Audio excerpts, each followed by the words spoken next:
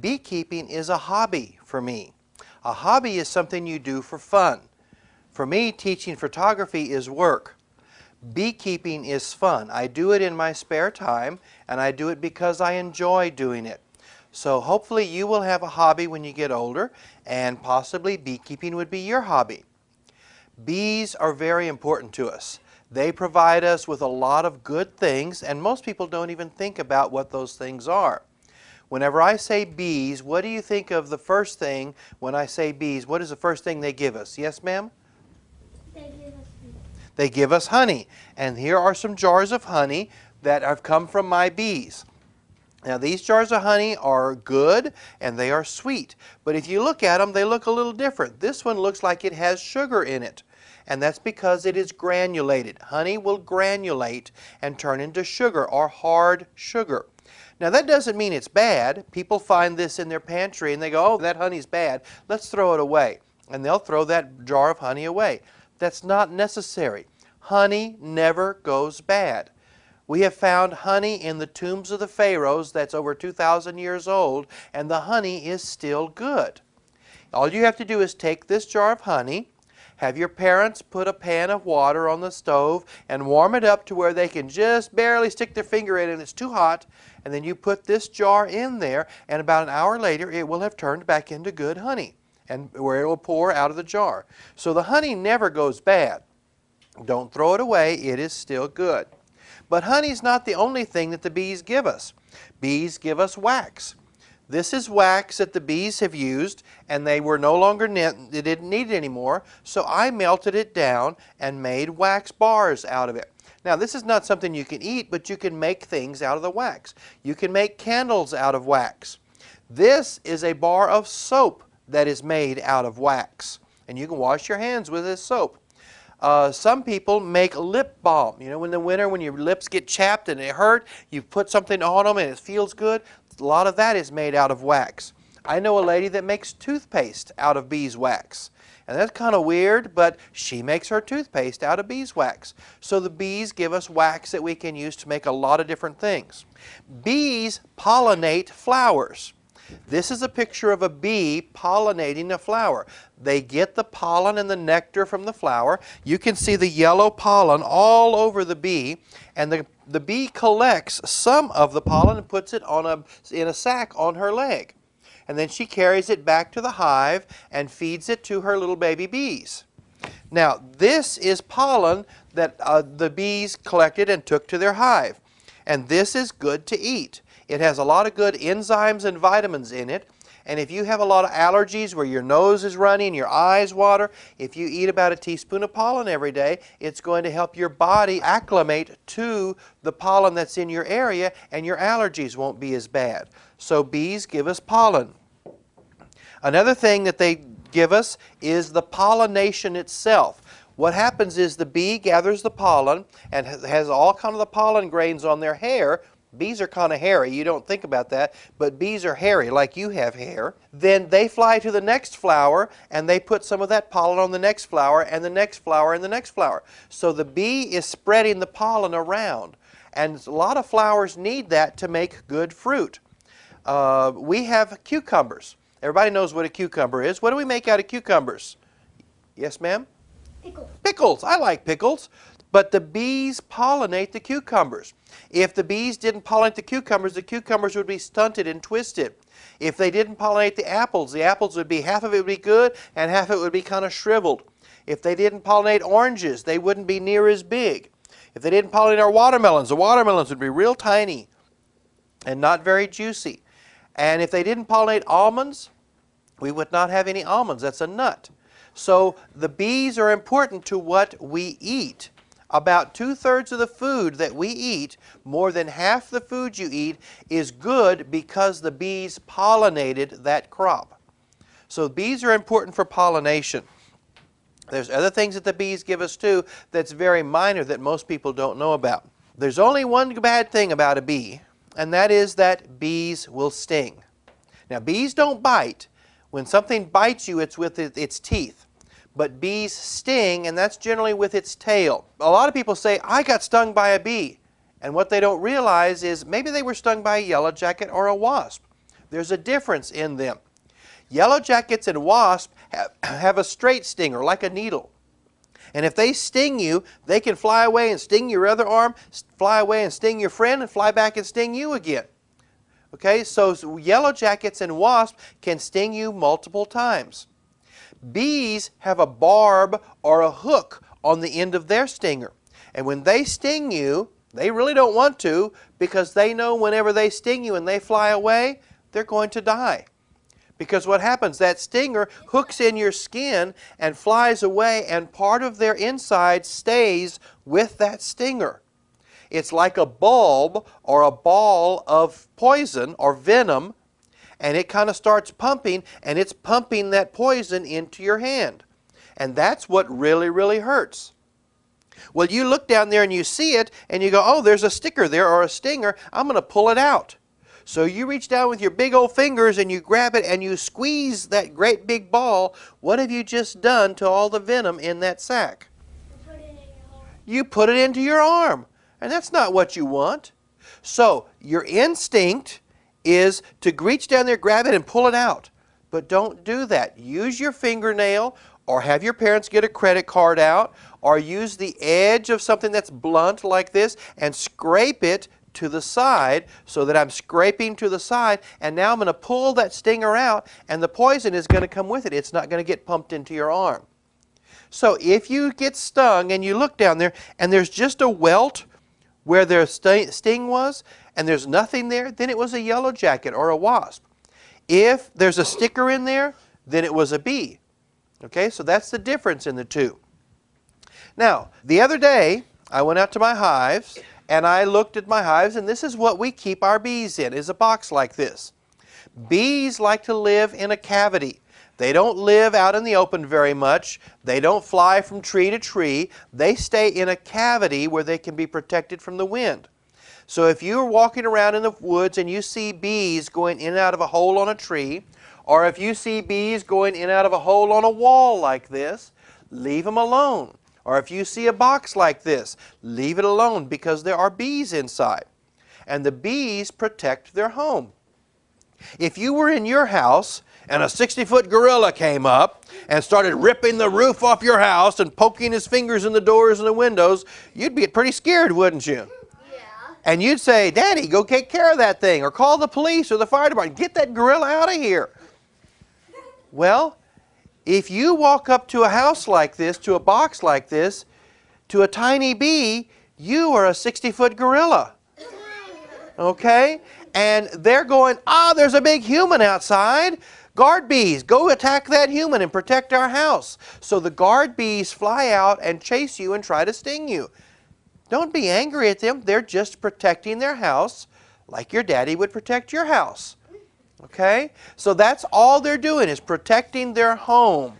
They don't want to sting you because they will die, but they will protect their home if they need to. Now, if you're out in the forest and you see a bee on a flower, or in your garden and you see a bee on a flower, you can go up there and look real close at that flower, because that bee is not near its house. She's not going to sting you. But leave the bees alone. Don't grab it like this, because then it's trapped and it will sting you to try to get away. But leave the bee's house alone. So I went out to my bees and I wanted to look at them, and the first thing I did is get suited up. I get stung. I don't like to get stung, and I'm not allergic to bee stings, but I still don't like to get stung. So I suited up. And the first thing I did is I put on my veil, okay? I need some help. Young lady, can you come help me for a second? Can I put this on your head? Can I do that? Okay, turn around and face your friends. Okay, I put on my veil, and I slipped it over my head like this, all the way down, getting your hair caught here, just like that. And now the bees, they couldn't get to my pretty face. What's wrong with my pretty face? Well, they couldn't get to her pretty face, okay? Leave it on, please. Can you do that for a second? You don't want to leave it on? Just for a little bit longer? Okay. You want to come help, sir? Come over here. Thank you. Go sit down, please. Okay, let me put this on right there, okay? There we go. There. Now the bees can't get to his pretty face, okay? The next thing that I did was put on my gloves, okay? See, those are long gloves, so they don't get on my arms, okay? So, give me your arm here. Stick your hand in there. Okay, and over here, put this one on. Okay, that one didn't any better, is it? Okay. Then I put on my suit. No, that's not going to work, is it? No. Okay. Let's take them back off, okay? So I put all of this on, and now the bees couldn't get to me. And they don't sting me. Thank you very much. They don't sting me, and I can work my bees without getting stung. So I opened my hive up. You ready to open a hive? Yes. Well, there's no bees in this one, though, okay? I opened the hive up, took the top off. Remember, my fingers are in these big, thick gloves, so I can't reach down in here and grab this because it's supposed to be full, but it'll be full of these frames, and my fingers wouldn't fit in between there. So I have a tool called a frame grabber, and I use this to reach in and grab one of those frames and pick it up like this. And I can look at both sides of the frame that way and see how the bees are doing. Now this one is not finished. This is a new piece of comb in here, and they will draw out the comb on both sides with more wax. This is what we put in. This is a piece of wax, and it has the imprint of the cells that we want them to build on the wax. Bees build a certain size or shape cell. Does anybody know what shape cell the bees make? Yes, sir? Nope, not a square. Yes, sir? Nope, that's 8-sided. It's a hexagon, okay? A hexagon, how many sides on a hexagon? 6. 6 sides on a hexagon, okay? So this is the wax. The wax is very pliable. Everybody say pliable. Pliable. Pliable means it's flexible, okay? This is a piece of wax that we put in there. I'm going to pass it around. You can look at the wax, feel it. Don't squeeze it much, just kind of feel it and flex it a little bit. Don't tear it up, but pass it to the next person. So we put the wax in here, and the bees draw it out and make a bigger cell out of it, a hexagon, to store their honey in, to lay their eggs in, to raise their little bees in. I wanted to look at this, and I looked at it, and then I took some of the bees out, and I put them in this observation hive. Okay, this is an observation hive. It's called an observation hive because it has glass on the side. And the bees are in here, but they cannot get out. They are sealed in place and they're not going to hurt you. But I'm going to take this off and let you see the bees. Okay, here are the bees out of my hive. Okay, in this hive there can be as many as 60,000 bees. There's not that many in here because this is a small hive. But there can be as many as 60,000 bees. Now there are 3 kinds of bees in a hive. The first kind you've probably all heard of is the queen bee. Everybody say queen bee. Queen bee. Thank you. The queen bee is the mother bee. She's the mother of all the bees, and she lays all of the eggs. She can lay up to 2,000 eggs every day. 2,000 eggs every day. So if she could lay 2,000 eggs every day, how many eggs could she lay in a week? Yes, ma'am? Let's add it up and see, okay? How many days in a week? 7. Sunday, Monday, Tuesday, Wednesday, Thursday, Friday, Saturday. 7 days. So today she lays 2,000 eggs. If she lays 2,000 tomorrow, how many would that be? 4,000. If she lays 2,000 the next day, how many would that be? 6,000. 4 plus 2 is 6. After that, 6 plus 2 is 8,000. 8 plus 2 is 10,000. 10 plus 2 is 12,000. 12 plus 2 is 14,000. She could lay 14,000 eggs in a week. That's a lot of eggs, isn't it? The second kind of bee is the worker bee. Everybody say worker bee. Worker bee. Thank you. Your worker bee is a female bee or a girl bee. They are all females, and they do all the work.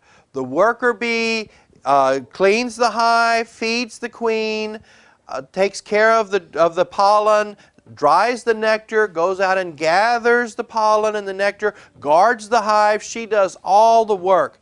And they live about 6 weeks.